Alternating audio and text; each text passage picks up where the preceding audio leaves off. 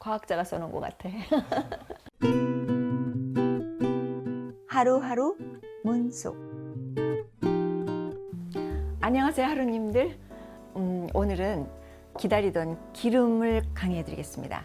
그동안 궁금하신 게 너무 많았죠. 기름에 대해서 오늘 확실하게 도표를 그려서 기름이 무엇이며 어떻게 쓰며 왜 그런 문제가 많은 것인지, 어떻게 먹어야 되는 것인지, 전체적으로 기름이 무엇이라는 것을 확실하게 여러분께 알려드리겠습니다. 자, 우선 기름이라는 건 본래 기름의 원자재가 있습니다. 그래서 원자재는 그게 씨거나 아니면 뭐 견과류이거나 우유이거나 되게 씨죠. 씨에서 나오는 것들이 많죠. 과일이거나. 그래서 기름은 1차 가공식품입니다. 그런데 우리가 아주 귀하게 여기는, 그래서 아주 조금만 쓰는 가공식품에 속합니다. 제가 기름을 얼마나 곡해야 되는지 우선 알려 드릴게요. 기름을 그렇게 많이 쓰는 게 아니에요. 푸드 피라밋이라고 들어보셨죠? 푸드 피라밋이 이렇게 있으면 아래 곡물, 그 다음에 야채, 과일, 단백질, 그 다음에 컨디먼트, 그 향신료나 뭐 다른 재료들이죠. 그 다음에 제일 위에 오는 아주 조그만 양의 요 자리가 바로 기름입니다. 그래서 기름은 크게 많이 먹는 게 처음부터 아니에요. 기름은 옛날부터 아주 조금만 먹던 겁니다. 그래서 아주 그 조금만 먹는 걸로 기억을 우선 하시고요. 그 대신 기름 대신에 견과류를 먹는다든가 아니면 올리브면 올리브를 먹는다든가 아니면 참기름면 참깨를 먹는다든가 이런 것이 우선적으로 가장 중요합니다. 자, 그러면 기름에 대해서 이제 설명을 해드릴게요. 우선 기름이라는 건 기름의 원자를 제가 설명을 해드릴게요. 이게 그 화학자들 되시는 분들은 좀 사랑스럽게 봐주세요. 조금 허술하더라도 대강 설명을 하고 넘어가려는 의지입니다. 그래서 우선 그 기름의 그 분자라고 하죠. 몰레큘을 설명해 볼게요. 그 몰레큘이 어떻게 되어 있냐면 카본이라고 하죠. 그 탄소라고 합니다. 이 탄소들이 이렇게 탄소들이 이렇게 손을 이렇게 잡고 있는 거예요. 이렇게. 그런데 이 탄소 하나하나가 다 어떤 손을 잡고 있냐 하면 수소의 손을 잡고 있습니다. 이렇게. 여기도 수소의 손을 잡고 있고 여기도 수소의 손을 잡고 있어요. 이렇게. H가 하이드로젠, 수소입니다. 양쪽 손을 수소로 딱 잡고 있는 거예요. 그래서 이때 완전하게 딱 일직선으로 이 형이 유지가 됩니다. 그래서 이런 기름의 형태가 완전한 상태를 포화 상태라고 합니다. 그래서 그걸 포화지방산이라고 부릅니다. 자, 포화지방산 나왔습니다. 들어보셨죠? 포화지방산이라는 말은 들어보셨죠?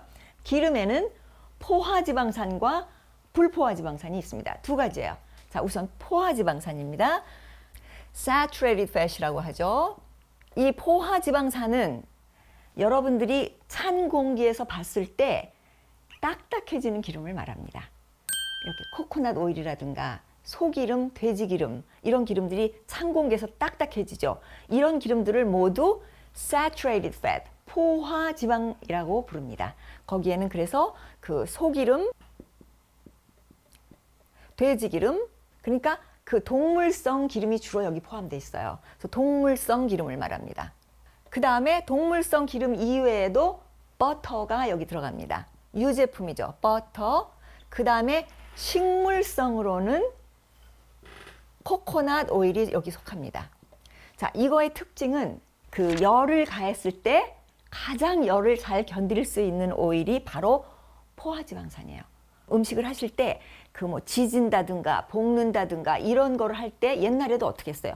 돼지기름으로 했죠. 그때는 고기를 거의 안 먹었으니까 괜찮았습니다. 근데 지금은 사정이 달라졌어요. 고기를 너무 많이 먹어. 그래서 지금 포화지방산이 문제가 되기 시작한 거예요.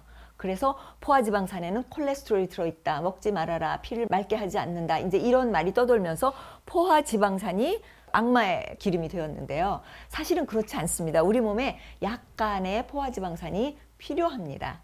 그런데 지금 문제는 너무 많이 먹을 수 있는 기회가 있다는 거죠.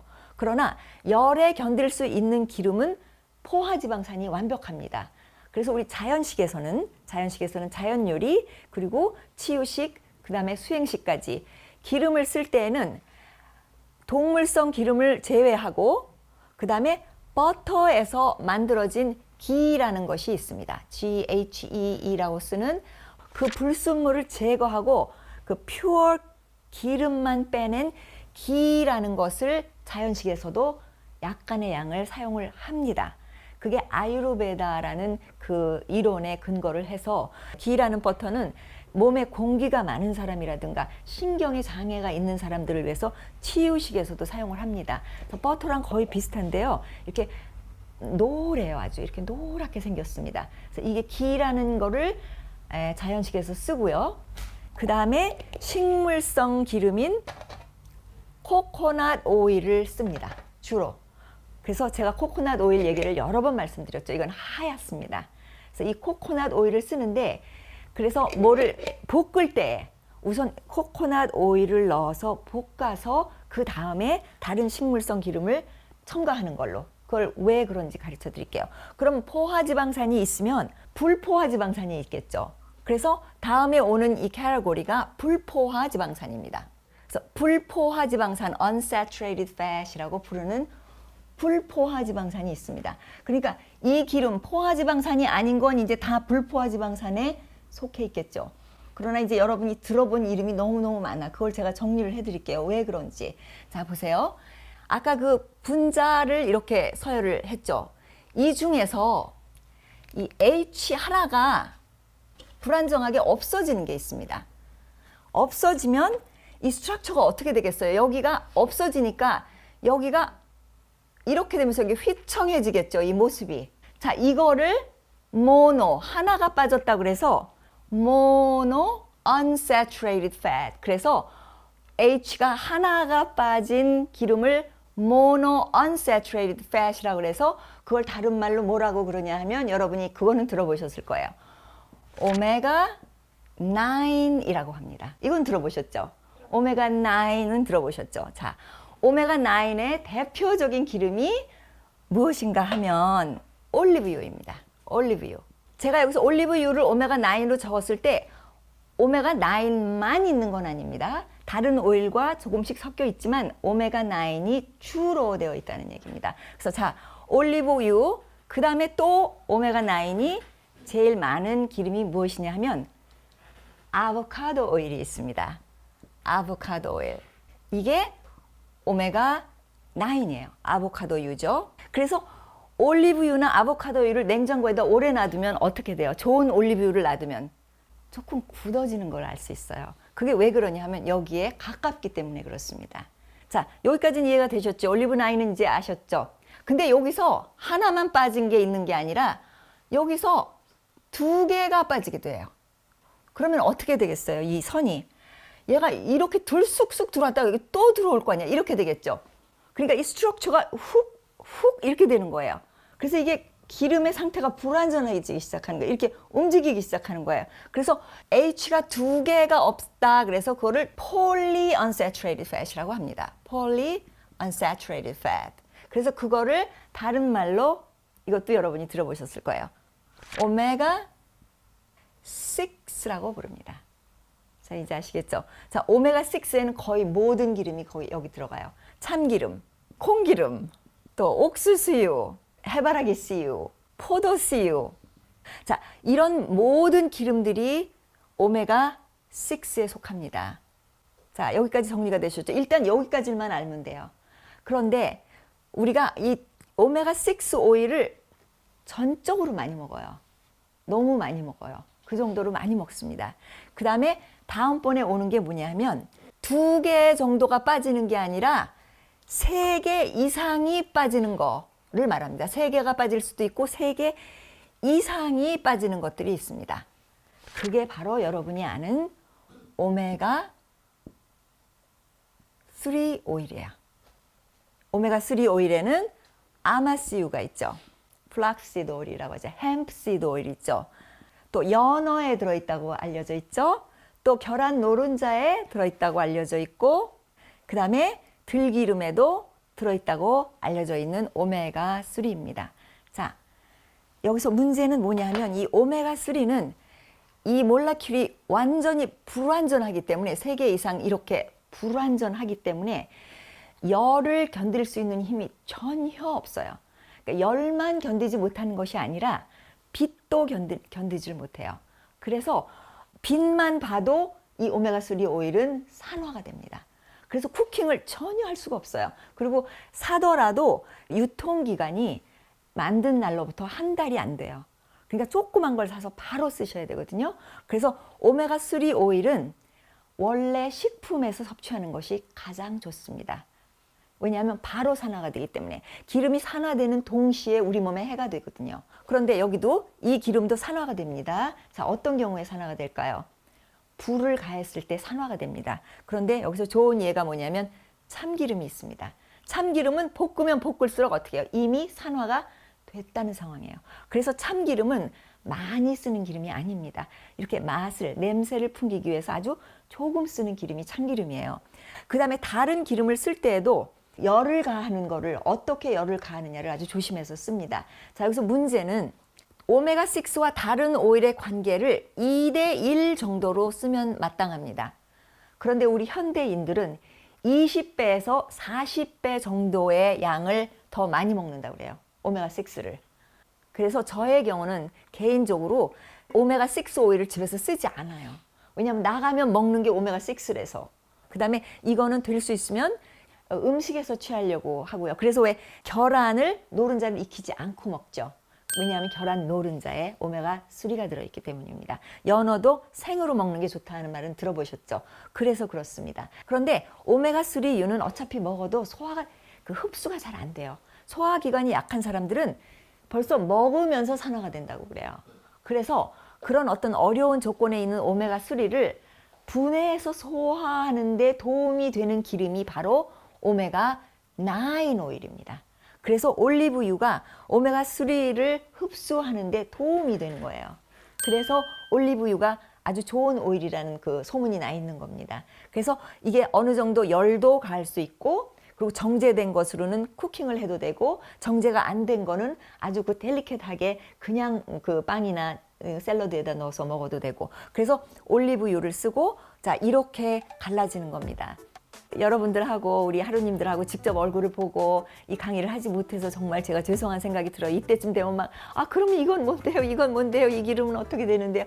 뭐 물어보실 게 많은데 이게 라이브였으면 좋겠는데 그러지 못해서 죄송합니다. 그래도 제가 노력을 해볼게요. 그래서 모든 기름은 다 어두운 병에 나와요. 이렇게. 그래야지 산화가 덜 돼요. 산화가 안 돼. 그리고 꼭 닫혀 있어야 돼요. 공기가 들어가는 순간 산화가 시작됩니다. 그래서 꼭 닫혀 있으면서 이게 꽉 막혀 있죠, 살 때. 그리고 오일을 살 때는 작은 사이즈를 사세요. 그래서 빨리 먹고 그 다음에 다시 살 수 있도록. 자, 제가 가지고 나온 기름 중에서 오메가6, 오메가3 생기름이라고 그래가지고 들기름입니다. 그리고 요건 참기름인데 제가 냄새를 맡아보면 참기름 냄새가 아주 은은하게 나는 게 저는 이런 걸 좋아해요. 근데 어떤 기름을 맡아보면 볶으면 볶을수록 이 기름이 냄새가 화려하게 나죠. 그래서 이게 이제 참기름. 그 다음에 여기 이게 아보카도 오일. 요것도 이렇게 까만 여기다 넣어가지고 모든 기름은 냉장고 보관입니다. 올리브유도 될 수 있으면 조그만 걸 사서 그때 쓰고, 큰 통을 사면 조그만 거에다가 따로서 밖에서 쓰고 바로 큰 통은 냉장고에다 보관을 하셔야 됩니다. 그리고 어두운 병에다가 하시고요. 그 다음에 제가 이거를 왜 갖고 나왔냐면 요거는 타힌이라고 제가 가끔 쓰는 건데 참깨를 갈은 겁니다. 그러니까 참깨, 통깨에서부터 참깨 갈은 거, 그 다음에 참깨 기름까지, 요게 중간, 참깨 기름과 참깨 사이의 중간 과정이에요. 그래서 참깨보다는 조금 더 그 가공이 덜 된 거. 그래서 이것도 많이 씁니다. 그래서 이것도 기름이 많다고 보시면 돼요. 이거에 아마 3분의 1 반 정도는 기름이에요. 그 기름에 그 깨까지 같이 들어있는 거죠. 자, 이렇게 해서 제가 이렇게 정리를 해봤습니다. 여기서 기름이 한 가지가 더 있죠. 여러분, trans fat이라는 거 들어보셨죠? 우리 몸에 나쁘다 아마 수십 번 들으셨을 거예요. 근데 그게 뭔지 모르지만 무조건 나쁘대. 트랜스 팻이 뭐지? 모르시죠? 자, 설명을 해드릴게요. 자, 트랜스 팻이라는 건 뭐냐면, 자, 이게 그 불에도 강하고 또 맛이 있어요. 이 기름들이 우리가 먹었을 때 아주 그 혀에 착착 감칠맛이 납니다. 그래서 불에도 구워 먹는 거에 이게 좋거든요. 그래서 이 기름이 어느 날 그 미국에서겠죠. 그 많은 사람들이 이제 고기를 너무 많이 먹고 그러니까 이제 체중도 불어나고 또 심장 질환도 생기고 핏줄 질환도 생기고 이러니까 이 기름을 그러면 어떻게 건강하게 먹을 수 있느냐 하고 과학자들하고 전부 생각을 해서 만들어낸 게 트랜스팻이에요. 그게 바로 어떤 거냐면 오메가6 기름을 가지고 수소 빠지는 거를 인위적으로 주입을 시킨 거예요. 그래가지고 딱딱하게 만드는 거예요. 인위적으로 주입된 이 수소는 자연적인 수소와는 근본적으로 질이 다릅니다. 우선 첫 번째로. 그 다음에 인위적으로 되는 과정에서 딱딱해져서 이쪽으로 만들었는데 거기에 대표적인 게 뭐냐 하면 마저린이라고 있죠. 우리나라에서 그걸 마아가린이라고 부릅니다. 마아가린. 그래서 들어보셨죠? 이 마아가린이 치명적이다라는 말을 들어보셨죠? 근데 여기에서 또 한 가지가 있는데 그 여러분들이 살짝 놓치는 게 있어요. 그게 뭐냐면 계란 노른자를 가지고 만든 기름이 바로 마요네즈예요. 마요네즈라고 하죠. 전부 다 트랜스팻, 지방산의 분자를 바꾸었다는 얘기죠. 트랜스팻. 그래서 트랜스팻은 더 조심을 해야 된다. 자, 그래서 간단하게 여러분에게 알아듣기 쉽게 요 도표를 그려서 여러분에게 소개를 해드렸습니다. 제가 요거를 쿠킹을 하면서 한 발자국 한 발자국 하루하루 연습으로 듣는 건 또 한 5분 지나면 잊어버려요. 그러니까 제가 쿠킹을 하면서 연습을 해가면서 내 거를 만드시면 되겠습니다. 그래서 오늘 이렇게 여러분들에게 5일 정리해드렸습니다. 하루하루 문숙 감사합니다.